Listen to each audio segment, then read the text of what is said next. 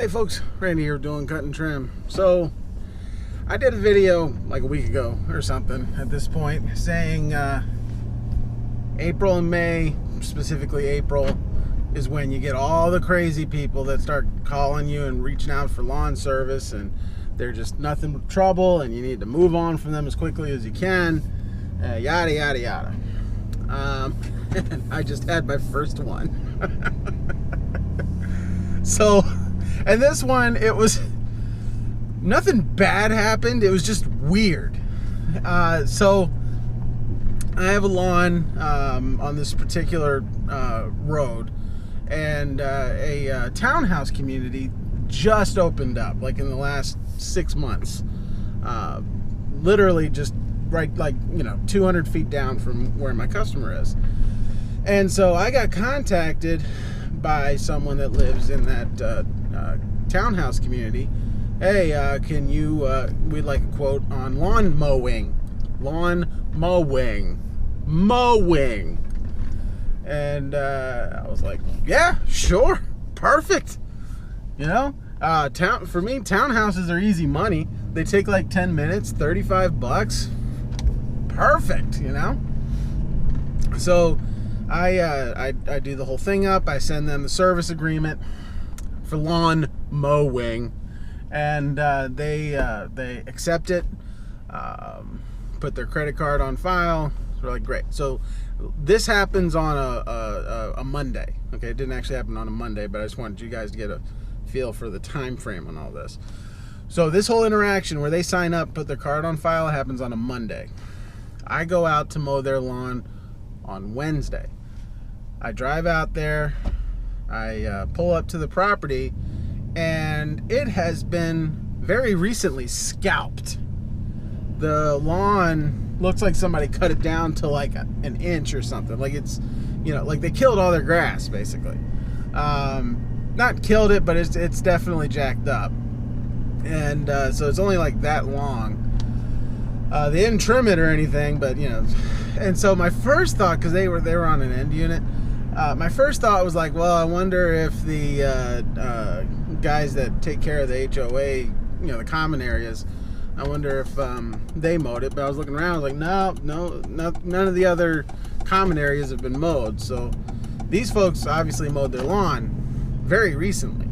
So I was like, well, and they didn't trim, so part of me was thinking like, well, should I just trim it and still charge them? And I was like, nah, this is weird, and this is April. I don't mess with weird in the month of April. May maybe, June definitely, but not in April. So I mark it in service autopilot skip, and I say why, finish out the day, then I go home. And part of my process is, I'll send out an email, and it's like a template that, to everybody that got skipped, explaining why, and, if there's a reschedule, whatever. So I send them the email, and I modify theirs a little bit because, it's like, hey, it looks like your lawn was just cut. Do you want us to come back next week? They respond to that email, we would really like our grass to be long. Do you have a service that will make that happen? I'm like, what? So I reply back and I say, I love it when people come out on wet days in socks. Weird. April. What are you gonna do? And so I respond back and I say, hey, no, we don't do fertilization. Just to clarify, you signed a service agreement for lawn mowing. Is this a service that you want? And which they replied, no, thank you.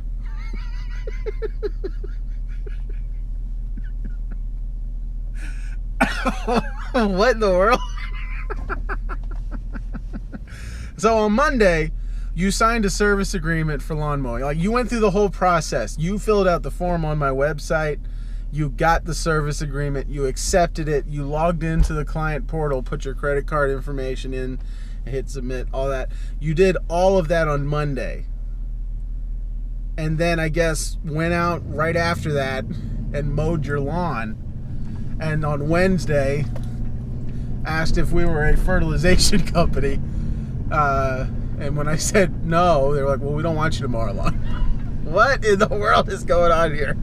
No mention of fertilization at all in the quote request. It's like they asked for lawn mowing. That's what they checkmarked. Lawn mowing. What? I don't understand that. So at this point, there's two ways you can handle that. Excuse me. There's the way I handle it, and there's the way a lot of people handle it. So the way most folks would handle that, I think, would be to email them back and be like, what the heck? Why did you waste my time? What is the matter with you? But that's not how I handled it. Because they're weird, and this is April. And I don't mess with weird people in April. It's not worth my time. I'm only going to get more upset because I don't know what they're going to say, but whatever it is, it's going to annoy me. So I don't even want to hear it, you know? So they said, no, thank you.